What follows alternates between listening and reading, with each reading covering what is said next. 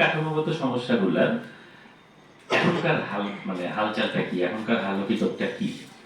তো বাজেটের কাঠামোগত এই বাংলাদেশের বাজেটের এই মুহূর্তে কাঠামোগত যে সমস্যাগুলো আছে গত 18 বছরের বাজেটের বিএনপি রেটারটা সহ, সেটার মধ্যে 1 নম্বর কাঠামোগত সমস্যা হচ্ছে যে বাজেটের স্বচ্ছতা এবং জবাবদিহি বলে কোনো কিছু নাই।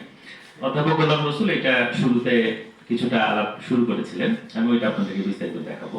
দ্বিতীয় কাঠামোগত সমস্যাটা হচ্ছে যে এখানে রাজনৈতিক উদ্দেশ্যে বাজেটের ব্যবহার হয়, সেটা কিভাবে সেটাও আমি পরবর্তীতে দেখাবো। তৃতীয় সমস্যাটা হচ্ছে যে এখানে বাজেটের যে অর্থায়ন, সেই অর্থায়নের ক্ষেত্রে সোজা বাংলায় বললে যেটা বলতে হয়, অর্থায়নের নীতিটা হচ্ছে আসলে বড় লোকের পকেটে হাত দেওয়া যাবে না, এটা হচ্ছে বাজেটের নীতি, এবং এইটা একটা স্ট্রাকচারাল ক্রাইসিস আমাদের এখানে। ফোর্থ হচ্ছে আমাদের এখানে যতগুলো জনগুরুত্বপূর্ণ মন্ত্রণালয় আছে গত 18 বছর ধরে যেটা দেখা যাচ্ছে, এদের বাজেটে এদের অবদান শতাংশের হিসেবে কমে যাচ্ছে। এখানে একটা সমস্যা হচ্ছে, আমরা টাকার অঙ্কে বাজেটের বরাদ্দ কত বাড়লো এই নিয়ে আমরা অনেক খুশি থাকি যে টাকার অঙ্ক অনেক বেড়ে গেছে, কিন্তু আপনি যখন শতাংশ দিয়ে হিসাব করতে যাবেন তখন আসলে আসল চেহারাটা বের হয়। তো সেইটার একটা কাঠামোগত প্রবলেম হচ্ছে যে এখানে জনগুরুত্বপূর্ণ খাতে এইটা কমছে। ফিফথ আরেকটা হচ্ছে যে আমাদের এখানে খাত নিয়ে নানা রকম তামাশা হয়, সেটা আমরা দেখবো। এরপরে আমাদের বাজেটের যেটার সাথে উন্নয়ন দর্শন জড়িত এই কাঠামোগত সমস্যাটার সাথে, সেটা হচ্ছে যে আমাদের এখানে আপনার উন্নয়ন প্রকল্পগুলো এমন ভাবে নেওয়া হয় যে সেটা আসলে উন্নয়ন প্রকল্প না হয়, সেটা আসলে ধ্বংসযোগ্য হয়ে যায়। এবং এই বাজেটে আপনার হচ্ছে আমাদের পরিবেশ ধ্বংস করার জন্য, প্রাণ প্রকৃতি ধ্বংস করার জন্য, আমার আপনার চারপাশের কমফোর্ট নষ্ট করার জন্য কত লক্ষ কোটি টাকা ব্যয় করা হয়েছে গত এতগুলো বছরে, সেটার কিছু হিসাব আমি আপনাদেরকে দেখাবো, এবং এইবারের বাজেটে তার কন্টিনিউশন কি। তো এছাড়া ধরেন লুটপাট, উন্নয়ন ব্যয়ের আমাদের কোনো বিশ্বাসযোগ্যতা নেই, এরকম 8টার মতো কাঠামোগত সমস্যা আমাদের এখানে আছে। তো প্রথম আমি আসলে যে আলাপটা বেশি করে দিতে চাই সেটা হচ্ছে যে বাজেট আমাদের সামনে যে উপস্থাপন হয়, আসলে কি আমরা বাজেট সম্পর্কে জানি নাকি, এটা হচ্ছে আমার প্রথম প্রশ্ন। ধরেন যখন আমি বাজেটটা দেখি, সরকার আমাকে যেভাবে হিসাবটা দেয়, সেটা দেখে আমি কি আসলে কিছু বুঝতে পারি যে আমি তো কতগুলো সংখ্যা দেখতেছি, কিন্তু এই সংখ্যার মানে কি, এই সংখ্যার ভিতরে কি আছে, এটা কি আমরা আসলে বুঝতে পারি? এটা বোঝার আসলে কোনো উপায় থাকে না। কেন থাকে না? তার কারণ হচ্ছে সরকার আমাদের কাছে এমনিতেই বাজেটের ডাটা খুবই কম দেয়, খুবই কম দেয়। এবং আর দ্বিতীয়ত সে যেটা করে, এটা গত 18 বছর ধরেই দেখতেছি, সে যেটা করে তার বিভিন্ন ওয়েবসাইটে ডাটা দেওয়ার ক্ষেত্রে একটা কনসিস্টেন্সি তো থাকে মানুষের, যে আচ্ছা আমি এইভাবে ডাটাটাকে রেগুলারলি দিচ্ছি। সে তার ইচ্ছা মতন এই কনসিস্টেন্সি ব্রেক করে, এবং আপনি এক বছরের একভাবে ডাটা পাইলেন, পরের বছর গিয়ে দেখবেন যে ওই ডাটাটা ওইভাবে আপনি পাচ্ছেন, অনেক কিছু চেঞ্জ করে ফেলতেছে। এই যে হয়রানি, এটা কিন্তু মানুষকে এক্সক্লুড করে ক্রমাগতভাবে। কারণ আপনি কার এত ধৈর্য আছে যে আপনি বসে বসে ওয়েবসাইটে কি পরিবর্তন হইলো, কোথায় কোন চিপার মধ্যে ডাটাটাকে ঢুকায় রাখছে এটা দেখবে। বেশিরভাগ মানুষ এই জিনিসটা করতে চায় না, এবং এটা একটা বাদ দেওয়ার এটা একটা প্রক্রিয়া। তো যেটা হচ্ছে সরকার আমাদের কাছে বাজেটে যে ডাটাটা দেয়, এটা দুই রকমের ভাবে দেয়, একটা পরিচালন ব্যয়, একটা উন্নয়ন ব্যয়, আপনারা সবাই জানেন। পরিচালন ব্যয় আমাদের এখানে 4 ডিজিটের একটা ইকোনমিক কোডে পরিচালন ব্যয়ের একটা বিস্তারিত হিসাব আমাদেরকে দেয়, এবং এইটা ধরেন গত বছর পর্যন্ত এই 4 ডিজিটের ইকোনমিক কোডে আপনার পরিচালন ব্যয়টা দেওয়া হয়েছিল।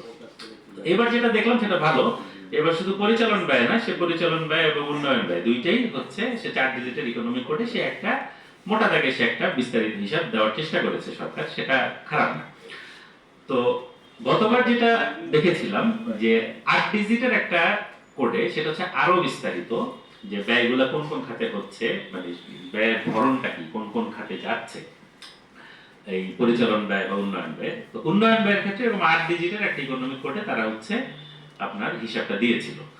তো গত বছর মোটামুটি আমি সব কয়টা মন্ত্রণালয় বিভাগেরই উন্নয়ন ব্যয় 8 ডিজিটের কোডে পেয়েছিলাম। তো এইবার গিয়ে যেটা আমি দেখলাম, এইবারের পরিবর্তনটা কি এই স্বচ্ছতার ক্ষেত্রে, সেটা হচ্ছে যে এইবারও দিয়েছে, কিন্তু এবার 5টা মন্ত্রণালয় বিভাগের ক্ষেত্রে যেটা দেখা গেল যে ওরা আপলোড করেছে হচ্ছে গত বছরের আপনার পরিচালন ব্যয়।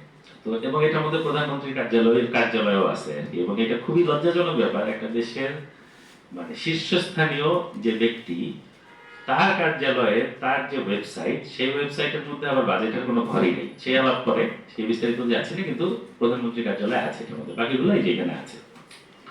তো এই 8 ডিজিটের ইকোনমিক কোডের যে বিবরণটা আমাদেরকে দেয় পরিচালন ব্যয়, এইটা দেখেও না আসলে কোনো কিছু বোঝার উপায় থাকে না। কেন থাকে না? তার কারণ হচ্ছে এখানে অনেক কিছু থাকে। যেমন ধরেন প্রশিক্ষণ থাকে, 50 লাখ টাকার প্রশিক্ষণ, 2 কোটি টাকার প্রশিক্ষণ। কেউ বলতে পারবে না কিসের প্রশিক্ষণ, কার প্রশিক্ষণ, কেন প্রশিক্ষণ, আমরা বুঝতে পারবো না। এবং জাস্টিফিকেশন কি আমরা বুঝতে পারবো না। বিশেষ ভাতা, আসবাবপত্র ক্রয়, মোটরযান ক্রয়, মেরামত, আপ্যায়ন, স্টেশনারি কেনা। ধরেন কোটি কোটি টাকার স্টেশনারি কেনা হচ্ছে একটা ছোট্ট একটা মন্ত্রণালয়। মানে ধরেন 20 লাখ টাকার আপনার ক্লিনিং সামগ্রী কেনা হচ্ছে একটা ছোট্ট একটা মন্ত্রণালয়, একটা ছোট্ট একটা দপ্তরে। আপনি আমি আমরা ধরেন সরকার যেটা চাচ্ছে যে, বা সরকারগুলো চায় যে আমরা এই যে 16 লাখ টাকার আপ্যায়ন পরিষ্কার পরিচ্ছন্নতা সামগ্রী, এটা দেখেই খুশি থাকবো যে আচ্ছা ঠিক আছে কিছু একটা হইলো। কিন্তু আমি আপনি যে প্রশ্ন করতে পারি, এই যে আমার অধিকার আছে প্রশ্নটা করার, এবং প্রতিটা পাই পয়সার হিসাব বিস্তারিত বুঝে নেওয়ার যে আমার একটা অধিকার আছে। কেন অধিকার আছে? কারণ পুরো টাকাটা তো আমাদের টাকা।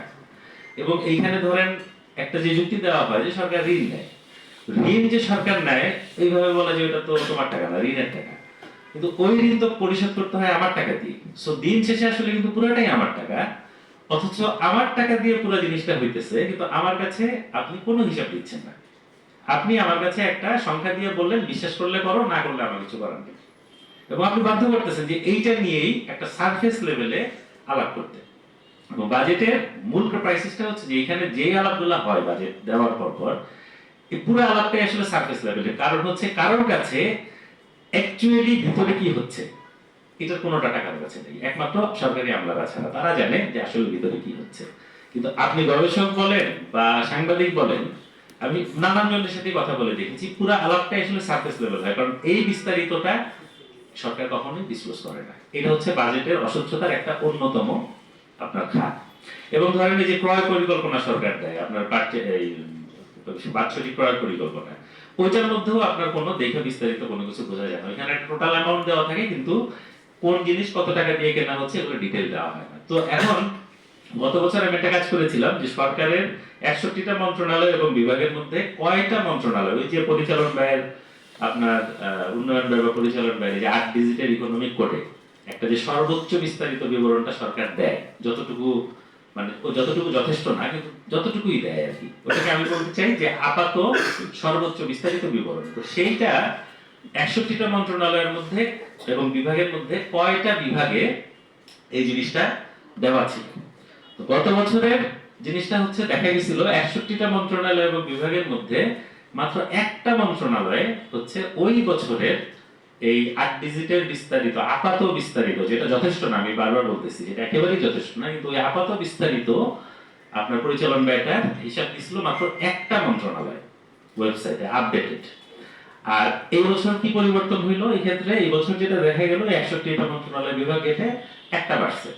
এখন একটার জায়গায় 2টা মন্ত্রণালয়ের ওয়েবসাইটে আপ টু ডেট ডাটাটা তারা দিচ্ছেন, কিন্তু বাকি একটা মন্ত্রণালয়ও আপনার কোনো আপডেটেড ডাটা তারা দেয় না পরিচালন ব্যয় এই বিস্তারিত ব্রেকডাউনে। এবং ধরেন সরকারের জনপ্রশাসন, স্থানীয় সরকার এবং পল্লী উন্নয়ন খাত এবং প্রতিরক্ষা এবং জনশৃঙ্খলা ও নিরাপত্তা খাত, এই যে 3টা খাত, এই 3টা হচ্ছে সরকারের অন্যতম 3 হেভিওয়েট খাত। এই 3 খাতে 26টা মন্ত্রণালয় থাকে। এই 3টা খাতের এই 26টা মন্ত্রণালয়ের কি পরিস্থিতি, কি পরিবর্তন হলো স্বচ্ছতা এবং জবাবদিহিতার ক্ষেত্রে, সেইটা একটা টেবিলে আমি আপনাদেরকে এখানে দেখাচ্ছি। ধরেন কি পরিমাণ গুরুত্বপূর্ণ এটা বোঝার জন্য আপনার বাজেটটা খেয়াল করেন যে গত বছর এই 26 মন্ত্রণালয়ের বাজেট ছিল আপনার 3 কোটি 5 লাখ সামথিং। হ্যাঁ, এই বছর সেটা হচ্ছে 3 কোটি 82 লাখ সামথিং। এইবার বাজেট হচ্ছে 9 কোটি 38 লাখ। মানে হচ্ছে বাজেটের 3 ভাগের 1 ভাগ এই 26 মন্ত্রণালয় কিন্তু নিয়ে নিতেছে। সো এটা খুব গুরুত্বপূর্ণ একটা জায়গা। তো সেইখানে আপনার গত বছর যেটা দেখা গেছে 26 মন্ত্রণালয়ে কোন মন্ত্রণালয়ের ওয়েবসাইটেই 8 ডিজিটের এই আপাত বিস্তারিত যে সর্বোচ্চ পরিচালন ব্যয়ের বিবরণ সেটা আপ টু ডেট দেওয়া ছিল না কোন মন্ত্রণালয়ের ওয়েবসাইটে। এইবার এই 26টা মন্ত্রণালয়ের মধ্যে একটা মন্ত্রণালয়ে পাওয়া গেছে, সে আপ টু ডেট একটা হিসাব তারা দিয়েছে। বাজেটের কোনো ঘরই ছিল না গত বছর যেসব মন্ত্রণালয় এবং বিভাগে, সেটা হচ্ছে রাষ্ট্রপতির কার্যালয় এগুলোর ওয়েবসাইটে আর কি, জাতীয় সংসদের ওয়েবসাইট, প্রধানমন্ত্রীর কার্যালয়ের ওয়েবসাইট, সরকারি কর্ম কমিশন, সশস্ত্র বাহিনী বিভাগ, বাংলাদেশ সুপ্রিম কোর্ট, দুর্নীতি দমন কমিশন, যা সবচেয়ে বেশি স্বচ্ছ থাকার কথা, তারও কোনো বাজেটের ঘরই নেই তার ওয়েবসাইটে। এবং এই জিনিস কেউ নোটিশও করে না। আমি যে তথ্যটা খুঁজতে পারি একটা সাধারণ মানুষ, সবাই ধরেই নেয় যে আপনার তথ্য লাগবে গবেষকের কাছে যান, ওই সাংবাদিকের কাছে যেন একটা সাধারণ মানুষ সে কোথা থেকে তথ্যটা নেবে, সে তো ওয়েবসাইট দেখবে, তাই না? সরকার তো আর তো কোনো জায়গা নেই, তাই না? কেউ এই ধরেই নেয় যে মানুষের এই বাজেট নিয়ে জানারই দরকার নেই। তো এইবার এই ক্ষেত্রে একটা পরিবর্তন আসছে, এই যে যাদের আপনার বাজেটের কোনো ঘরই ছিল না, এবার দেখলাম যে একটা পরিবর্তন আসছে, একটা জায়গাতে বাজেটের একটা ঘর হয়েছে, সেটা হচ্ছে সুপ্রিম কোর্ট। সুপ্রিম কোর্টের ওয়েবসাইটে বাজেটের ঘর হয়েছে, সেটাতে ক্লিক করলাম, ক্লিক করে দেখলাম, ক্লিক কাজ করে না, এখানে কিছুই নেই। এই হচ্ছে পরিবর্তনটুকু, আর কোনো পরিবর্তন এখানে নাই। তো বাজেট আপলোড করার ক্ষেত্রে কোনোই পরিবর্তন হয়নি এই 26টা মন্ত্রণালয়ের মধ্যে। এরকম কতগুলো মন্ত্রণালয় হচ্ছে জনপ্রশাসন মন্ত্রণালয়, অর্থ বিভাগ, অভ্যন্তরীণ সম্পদ বিভাগ, পররাষ্ট্র মন্ত্রণালয়, আইন ও বিচার বিভাগ, জননিরাপত্তা বিভাগ এবং সুরক্ষা সেবা বিভাগ। মানে হচ্ছে গত বছর যে মানধাতার আমলের আপডেট, মানে আপডেট তারা দিয়ে রাখছিল, ওই আপডেট তারা এখন পর্যন্ত কোনো কিছু চেঞ্জই করেনি।